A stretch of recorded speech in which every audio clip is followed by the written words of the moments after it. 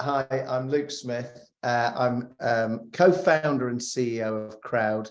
We're a digital marketing business. I'll tell you a little bit more about that later. Started the business coming up to 12 years ago, which is pretty frightening.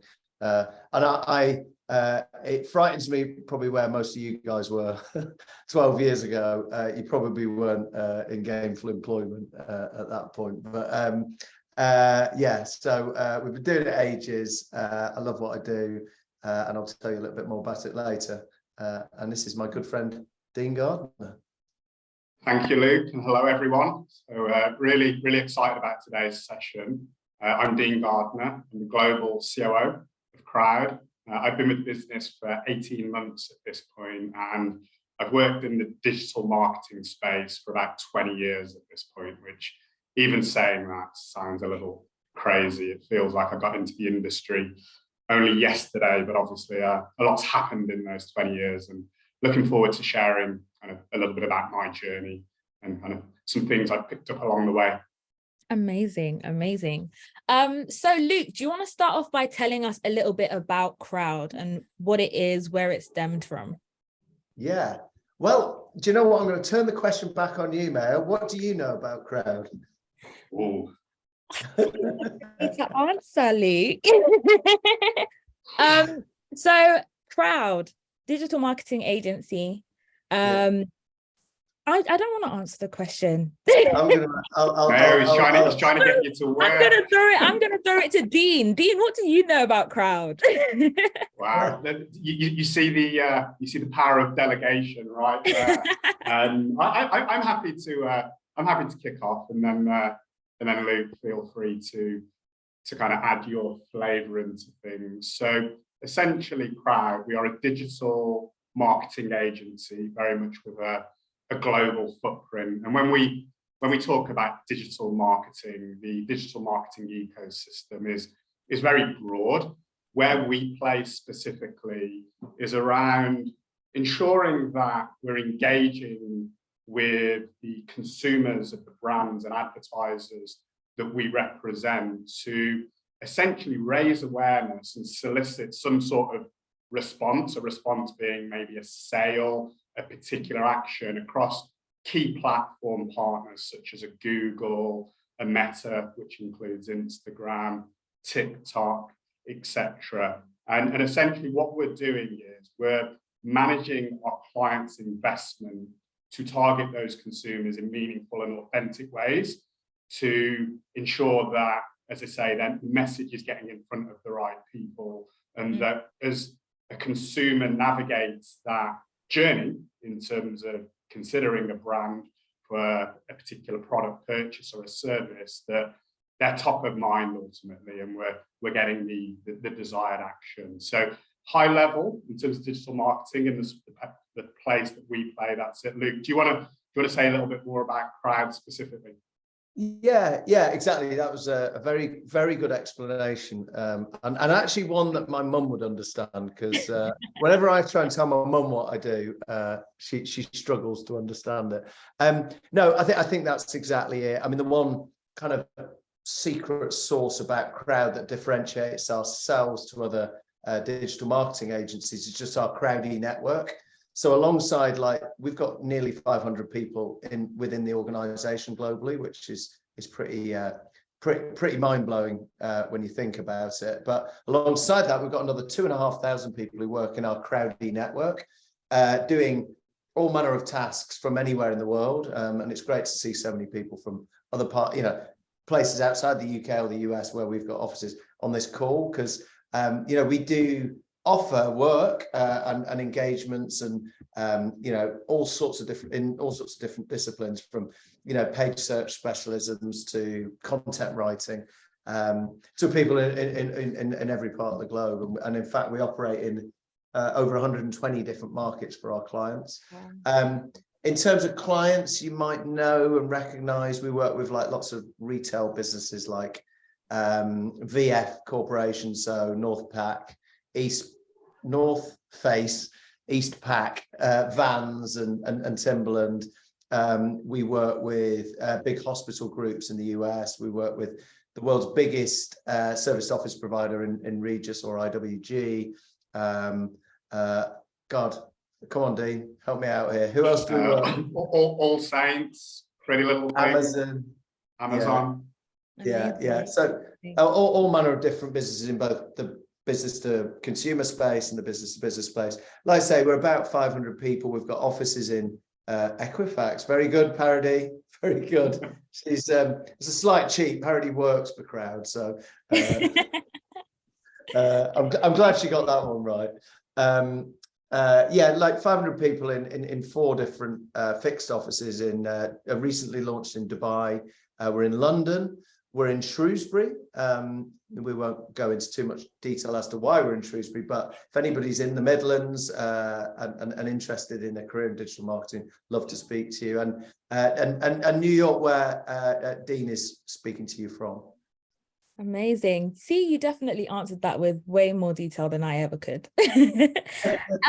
So as a COO and a CEO, what does a typical day in the life look like for you? Shall I start, Dean? Go for it. Yeah, so it's actually questions like this seem like they're really simple on the face of it, but I think, Luke, I certainly don't want to speak for you, but I think that the variety of what the two of us do, it means that no one day is exactly the same. So I don't know that there is a typical day per se, but Luke, do you want to give a flavour of the things that keep you busy or maybe keep you up at night, and I can fill in any gaps on my end? I think exactly that, Dean. Like the more, well, when you launch your own business, you're always pretty senior in it because you've founded it. And I often joke the only way I was ever going to get to be CEO was to launch my own business, because nobody else was going to give me that title. But yeah, like as the business has grown, and in fact from day one, like I've always done almost everything within the business. So that might be in the early days, it was, and even today, right, putting the bins out or sorting out the electricity so it doesn't get cut off. And in the early days of startup, that's the sort of things you do. And even today, like my day could be anything from talking to clients, talking to the teams that we work with. And I mean, anybody thinking about setting up a business, don't care what it is. Is it tech? Is it this? Is it that? Businesses are all about people, and your number one priority is always your people. So I would say I over-index in the amount of time I spend with teams and people. So I'll have probably half my day set aside for meetings with people within the business, and that could be anyone from like Dean and Chris, who run my the US part of the business, to I'm meeting a load of new starters tomorrow to tell them about the history of Croud and how we used to have a bath in the bathroom because it was like a weird sort of live-work unit that we took over as an office. So yeah, like long days, varied days. I try and we're all trying to get better at work-life balance. And I think it's really important. We talk a lot about mental health, trying to reduce the stress. I also had I've got a sort of 15-week-old daughter. So that's how I start my day and end my day. My wife does most of the looking after, but yeah, that definitely takes up a lot of my time, and that's what I spend all my weekends doing. Dean, any other? So as I mentioned, it's hard to define a typical day, but as Luke described, there's an enormous amount of variety in terms of the role that both he and I perform. If I were to group it into a few buckets, a few themes, there's the financial health of the business, so ensuring that we're growing revenue, but likewise that we're being responsible in terms of how we manage cost as well, and that those two things are working in tandem. There's obviously all of the stuff Luke talked about in terms of clients, making sure that we're delivering best-in-class service, and that's something that we really pride ourselves on. There's our product in terms of the fact that in digital marketing, one of the nice things about the space is it's constantly evolving. I think I mentioned TikTok as a a platform a moment ago. A few years ago, we weren't talking about TikTok. Now, all of a sudden, and I'm sure many of you on this call, you're avid users of TikTok as a platform. So from an agency perspective, we need to be thinking about that. Okay, well, if people are spending their time on these platforms and there's an opportunity to advertise to them, how are we representing our clients' brands and engaging again with these consumers in an authentic way? There's partnerships. So in addition to TikTok, Google's a huge partner of ours. I mentioned Meta, which is Facebook and Instagram, Snap, and several others. And then the other bucket of stuff I would say is around M&A activity. So mergers and acquisitions. And I mentioned that one in the sense of Croud as an agency, we're very ambitious, we're growing a lot. Some of that growth is coming from organic growth in terms of clients that we're going out and winning and growing with our clients in tandem. And then another part of it is going out and acquiring new businesses to add to our portfolio of capabilities. So Luke and I will spend time vetting some of these businesses, trying to understand culturally, would they be a good fit to add them to the mix? Do they give us an advantage in terms of the expertise that they're bringing to the table? And if there's a benefit on both sides that feels like it's mutual in terms of that particular partnership, there's a whole process that then happens over a series of many months as we get to know their business and they get to know us, and we really start to vet that opportunity in terms of whether it's a long-term relationship, a long-term partnership that we want to ultimately step into. No, amazing. From a wider business perspective, would you say that most employees at Croud have a similar experience where every day is different? Yeah. Ooh, good question. Luke, do you want to start? Yeah, I mean, I think less so. When you're at the start of your career, or in the first few years of your career, it's more likely you're going to be learning your trade. Yeah. You know, because we've all got a trade, and I mean, my first job was, and we're going to talk about this later, was like telesales, right? And that wasn't very varied. That was pretty brutal. You know, you just got get on the phone and ring 100 people every day. You know, and I guess, and you know, that was how I started my life, my employed life. And I think, you know, similarly, like people at an entry level at Croud will come in and they'll learn a trade, they'll learn a skill. That might be paid search, it might be content writing, it might be more technical web development stuff, and that will be more, I guess, you know, more of a more sort of learning on the job. We do like graduate schemes where you're learning across different disciplines, but I think generally the earlier you are in the career, in your career, the more you'll do the same stuff.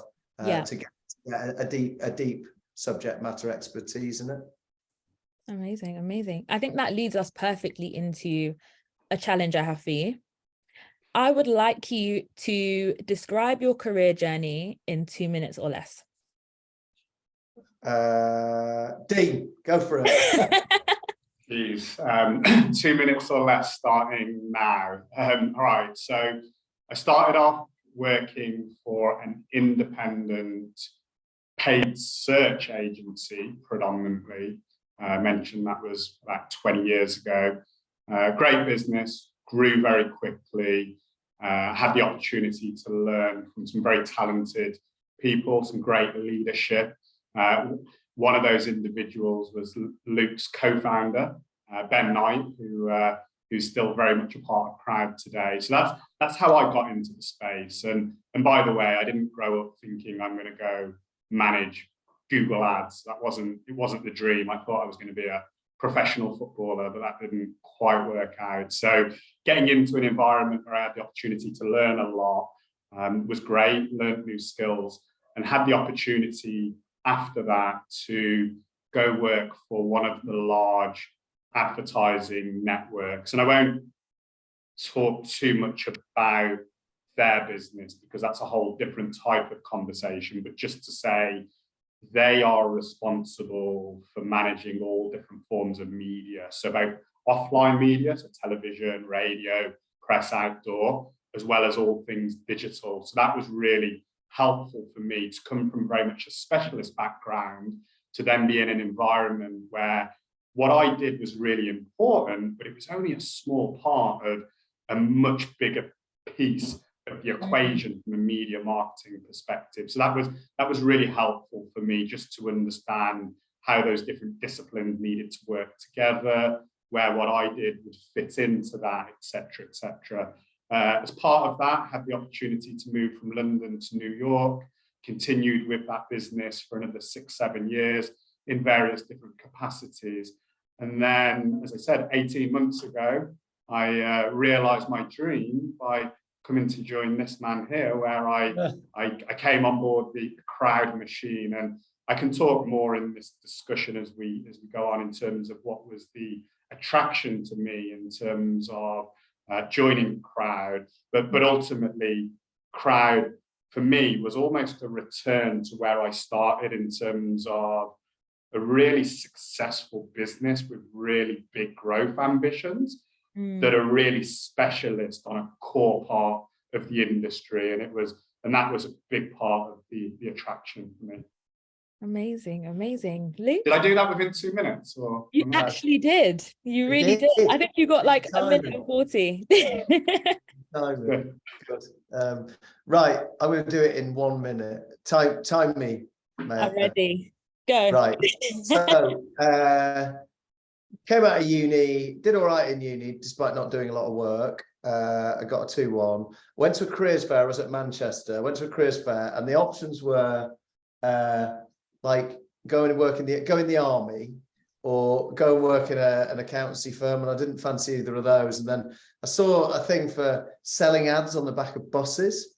So I said, do you know what? And it was like, you can, and this is 24 years ago. I mean, it's frightening how old I've become.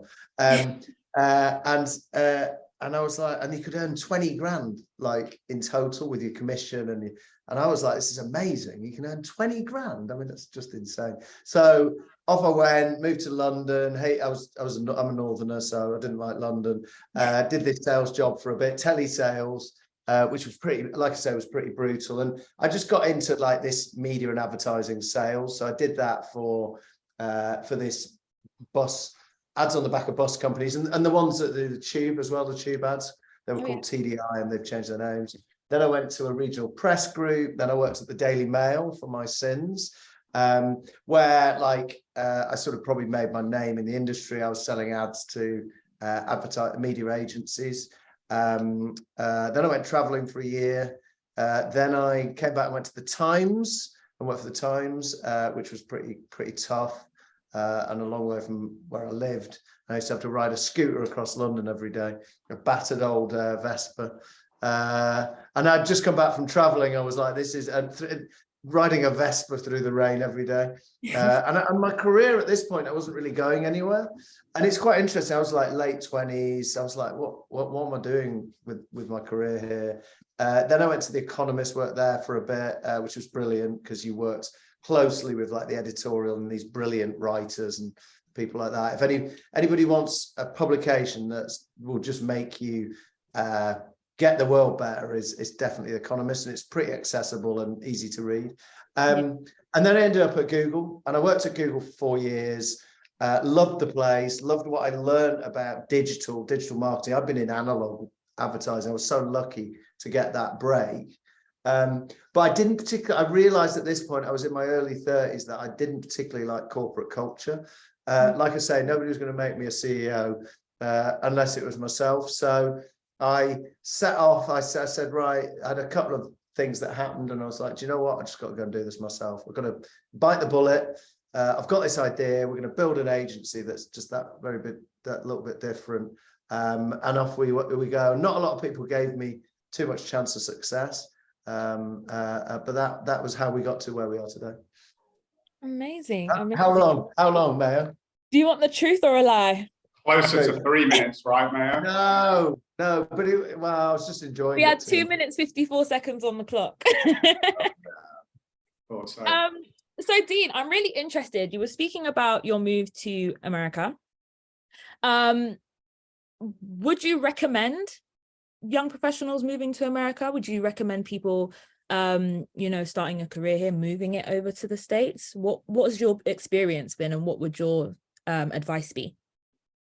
So I guess the first thing I would say, in terms of the UK and the US, as it relates to digital marketing, both of them are known as being two of the most advanced markets in terms of digital marketing. So there's actually a lot of similarities between the two. It's not like I went from one to the other, where arriving in the US, everything was just so much more sophisticated. So I think it's important to call that out in case it seems like there's a bit of a US bias. But what I will say is I've personally had a really great experience of making that move. I think testing yourself in a new environment, in an environment whereby you're engaging with different people who come from different backgrounds, who from a skill set perspective might be stronger in some areas,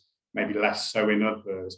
For me, it was just the most amazing experience, and tested me in a way that I probably didn't even know at the time that I needed it. I was very fortunate to work for a great company in the UK, where I'd been given a lot of responsibility, a lot of opportunity to grow.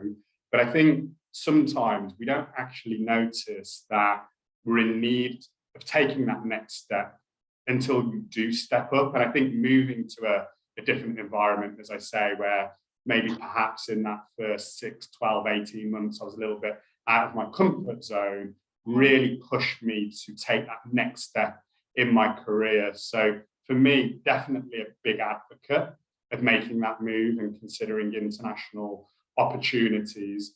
And then, yeah, beyond that, I guess it depends on your own personal circumstances, right? What market are we talking about here? Is it the market? What does that market look like in terms of maturity for the industry that you're part of, that you represent? And then the company, right? Is it an opportunity with your current company? Is it a new company? Is that company growing? I think it's factoring all of those things. But ultimately, yes, I'm a major advocate of kind of taking that leap if it's something that you're considering and you get the opportunity. Amazing. Luke, did you have? One piece of advice on that is America is so expensive to live in. So don't let anybody fool you. Just go, yeah, you move to America on the same salary as the UK. You need more money to live.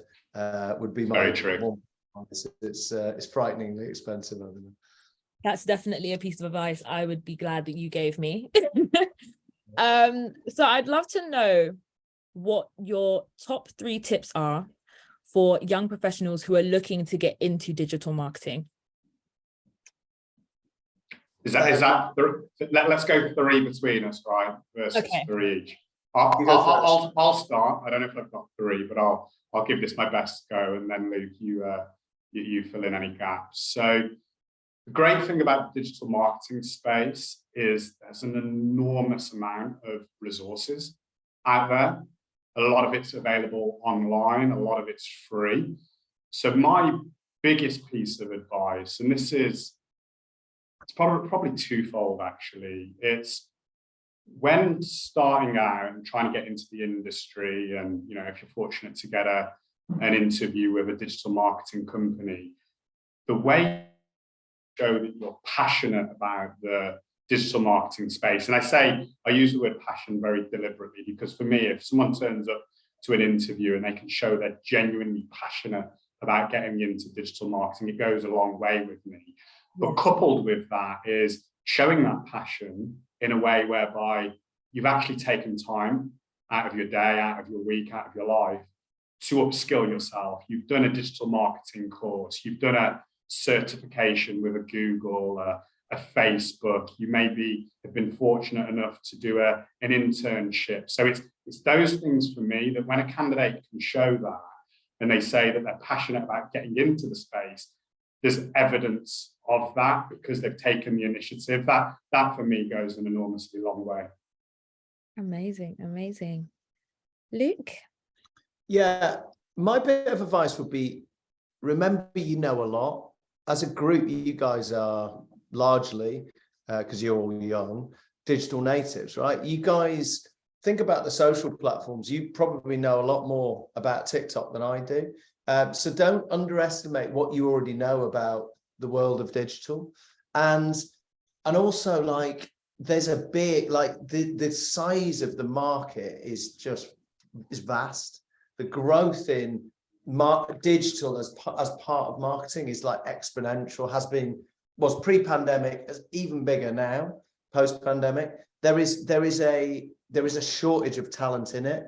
If you are smart, ambitious, passionate, you'll get a job, right? Even if you've got no experience, and we'll come on to some of the questions in the chat, but even if you've got no experience, you know enough to get a job there. So don't be overawed by it. Don't be intimidated by it. You will go to an interview probably, if the person's over 30, being better on TikTok or half the social platforms than certainly I would. And that's an advantage. That's a skills advantage. Amazing. Yeah, Luke, it's a great point you mentioned about the growth of the landscape of the digital marketing space as well. And I think it's worth us just underscoring that, because what that means is when you work in an industry that's growing a lot, to Luke's point, if you're good at what you do, you're dedicated, you show that you're able to deliver, it just affords so much opportunity, right? So I'm under no illusions that, as good as I am at what I do, I'm also very fortunate that I was in the right place at the right time. And I've got friends who are as intelligent, who work just as hard in their particular area of specialty, and they've had nowhere near the same level of opportunity that I've had. So I think, digital marketing for that reason is just such a great place to really want to dedicate yourself and try to forge a career. Amazing, amazing. And obviously Croud is a digital marketing agency, but we all know that in every company, there's loads of different roles that come into play. What kind of career opportunities and options are there at a digital marketing agency like Croud?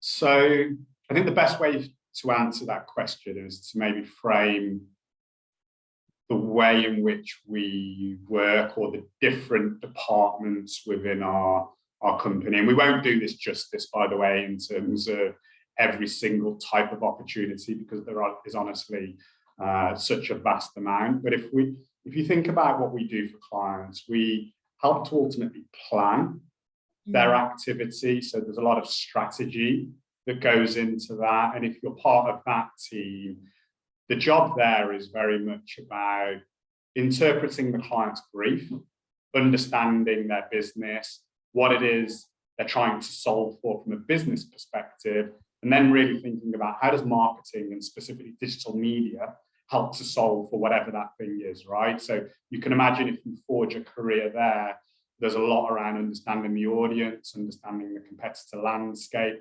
understanding where that particular advertiser fits in that mix. There's then a bucket of roles that I would describe as being activation focused. So that's actually going and taking those plans that the strategy and planning team come up with and going into the platforms that we've mentioned, a TikTok, a Google, etc., and building out campaigns to target those individuals and leverage the vast amount of tactics and features that you can use to ultimately engage with those consumers. And there's numerous roles that are involved in the campaign build and management and all that goes with that. There's then the activity goes live. We then have to measure that. We have to understand, okay, we set out to do X, but how are we actually doing in reality? And that's something that we monitor on an hourly, daily, weekly basis. And there's various roles dedicated to really going deep with the analysis of that data to then make decisions about how we maybe change the plan, or how we alter the different levers that exist in terms of dialing certain things up and dialing them down.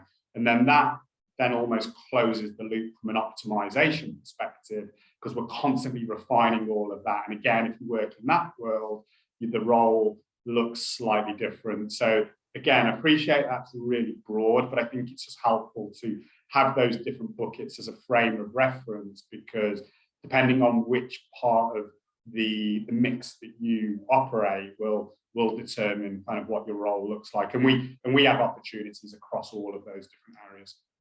Amazing, amazing. My last question before we get into some of the Q&As is, what does an employer like Croud want to see from candidates that apply for roles? Yeah, I think we sort of covered that. I think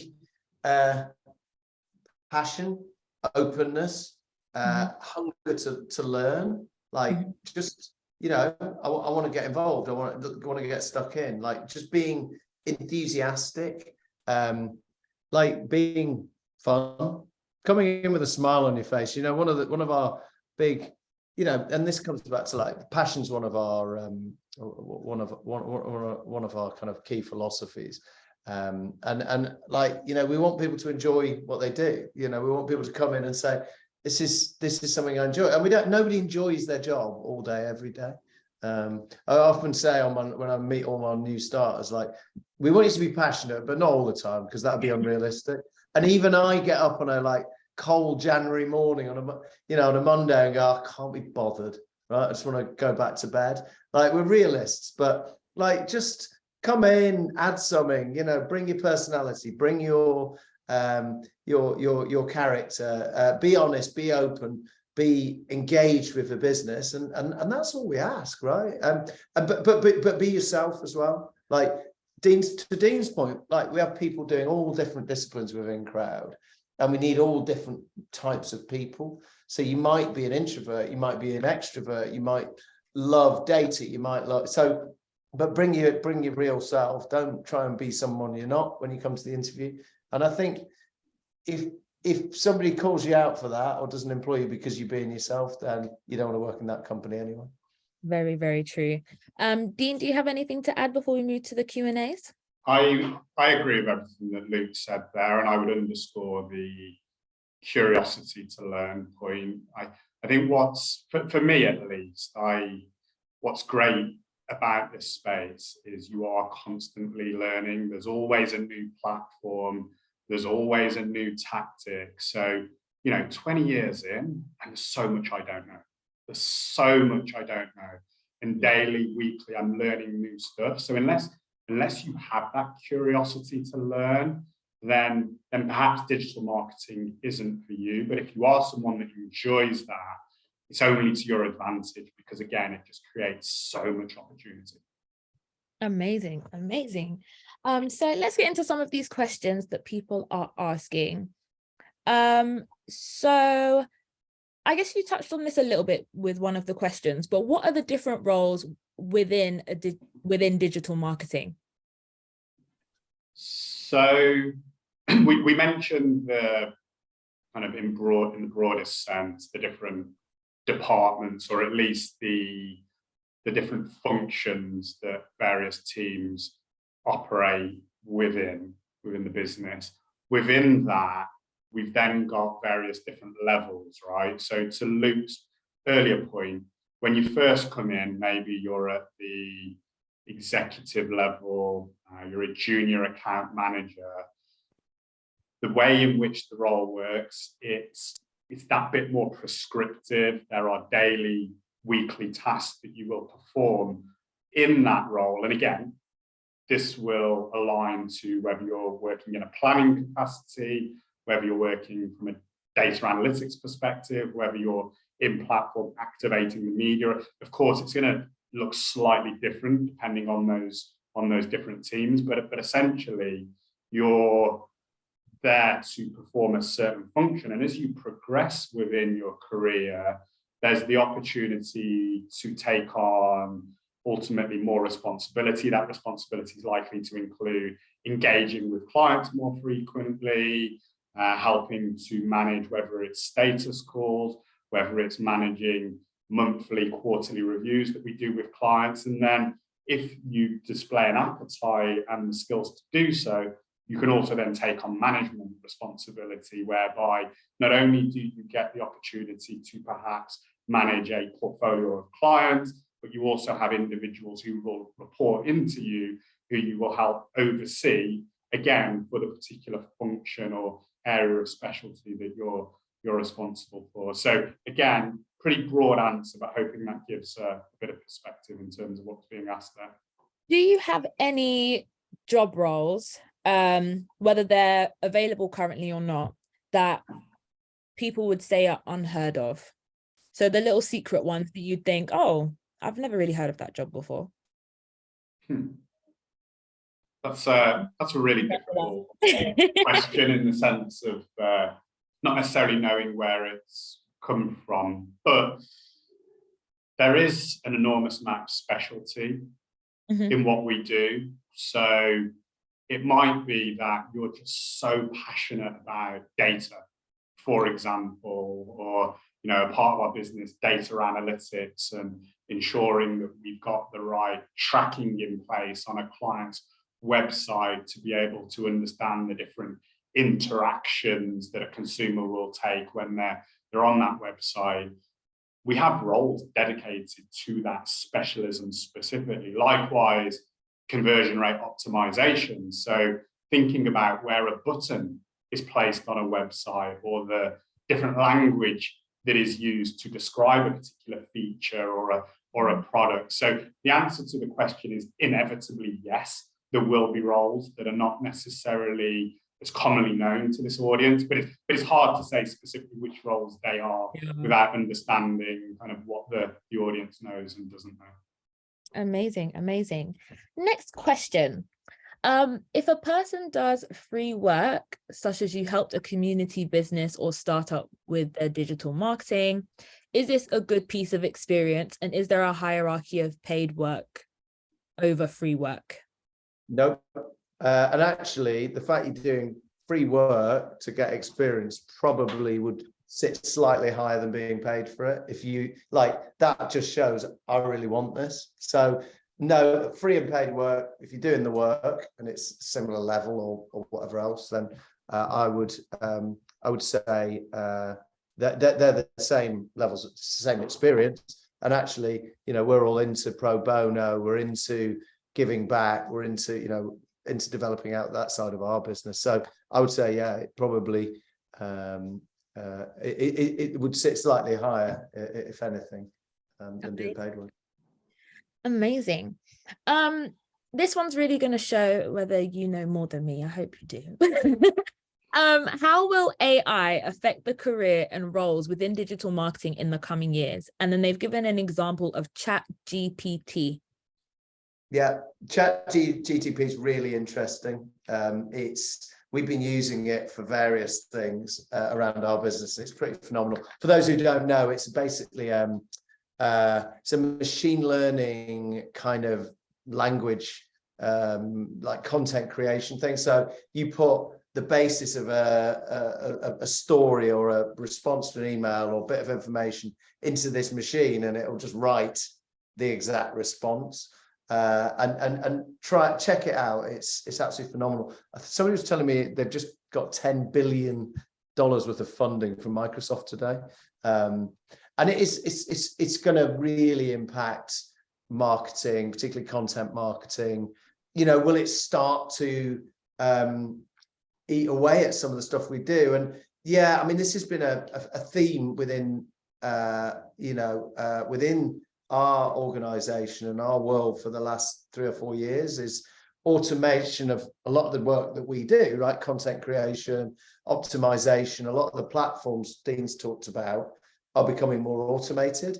So do you need people to sort of optimize your AdWords campaign if the machine basically does it themselves? Oddly, though, like on the face of it, it sounds like we'd have less to do. We sort of have more to do, because in digital marketing, there's more and more diversification. And the more content you need, the more curation you need, or the more thinking about what that content creation is all about. And so there is a weird, you feel like these things are all going to come and take jobs away from us, automate, the automation will replace the human, but actually that hasn't been the case thus far. And actually what it does is it creates that diversification of all the things you need, and then it means we're all going to keep being pretty busy. Not saying that'll be like that forever, but there's so much to think about. And we don't do anywhere near enough even now in terms of improving our digital footprint for our clients. Like, we could do so much more, and then interpret things. So what we end up doing is a lot more consultative, like interpretation of data work than just the sort of heavy lifting of the optimization or the creation. Okay. Wow. What advice would you give a third-year digital marketing student who's about to finish their course and is looking to move into the industry? I sent the careers page just before. Sign up there. I mean, look, I think, if you've done a degree in digital marketing, that gives you a really strong advantage with a company like ours.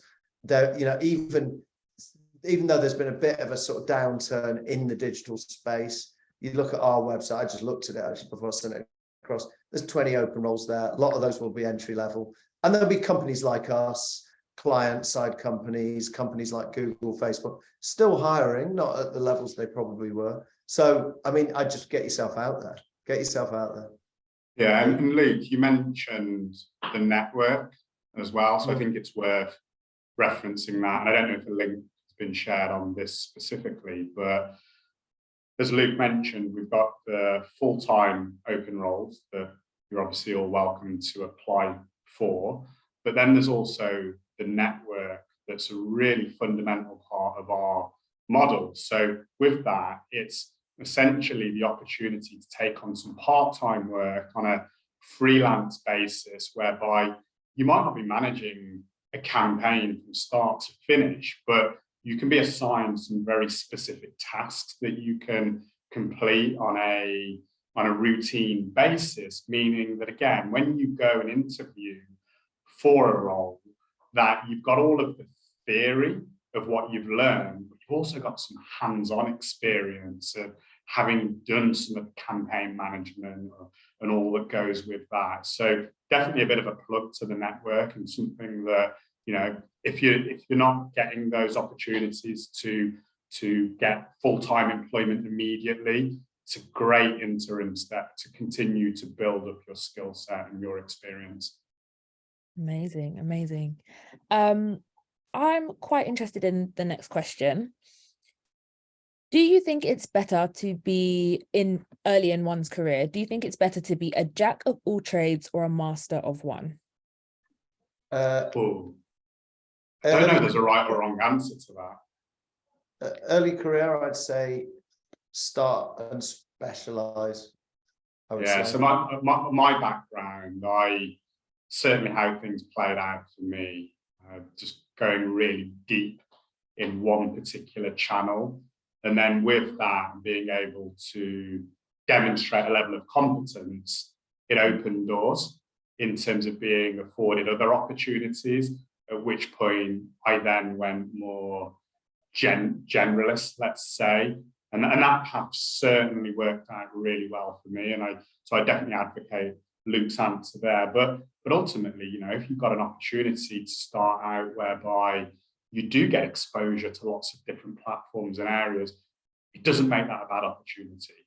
It's more about what's right for you in terms of where you're at, your desire, and kind of where you want to get to ultimately. Amazing. Luke, did you have anything you wanted to add to that question? I think Dean's got it.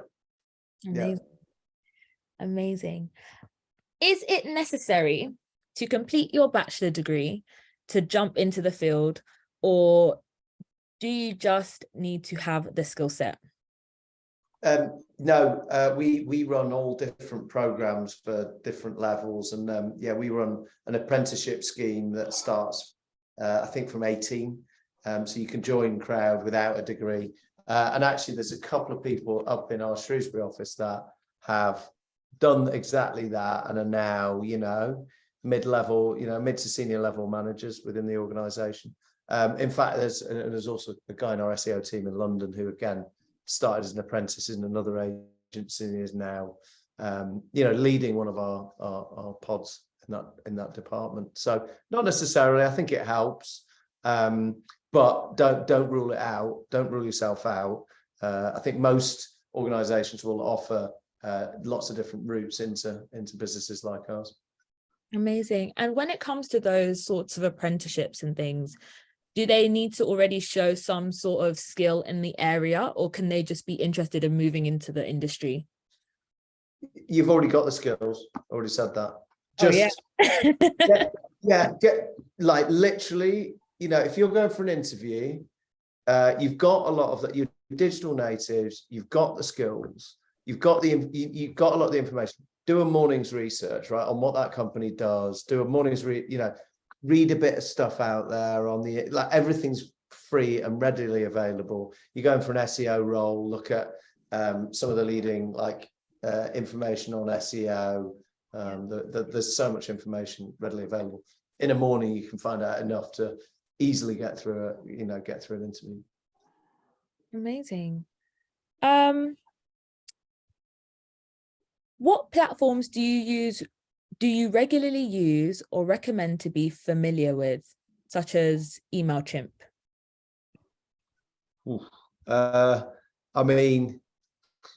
That's such a broad question, because there's like infinite number of platforms. It depends on the job you're going for. Digital marketing is such a broad brushstroke. It would be Google Ads or Google Analytics. If you're looking for jobs on the Google platform, it'd be Facebook, it'd be TikTok in social.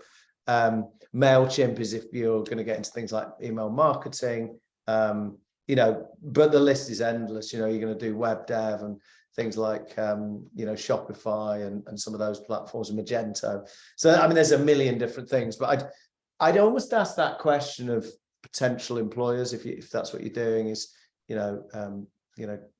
ask people what they should be looking at or thinking about. Yeah, and in terms of those platforms that Luke mentioned there, as it relates to the likes of the Google Ads, Facebook, etc., where they have buying platforms, the good thing there is, while all of those platforms are different, there's an enormous amount of similarity. Of course, naming conventions and the different buttons that you press are slightly different, but if you've got experience of just one of those platforms, it's to your advantage. The chances of you then being able to pick up another adjacent platform is it's only going to help you. So I wouldn't get too hung up on, I need to be an expert in X. I think any experience, quite honestly, if you're starting out, is an advantage and an opportunity to set yourself apart from maybe one of your peers. Amazing. Well, we're coming to the end of this incredible webinar. Thank you, Luke and Dean, for being present, for answering all of the questions, for teaching me something, and hopefully everyone else has joined the webinar. I will pass it back to Vanessa just to close up, but thank you from me. Yeah. Thanks, Maya. Thanks, Maya. Thanks, everyone. Thanks for such great questions and engagement.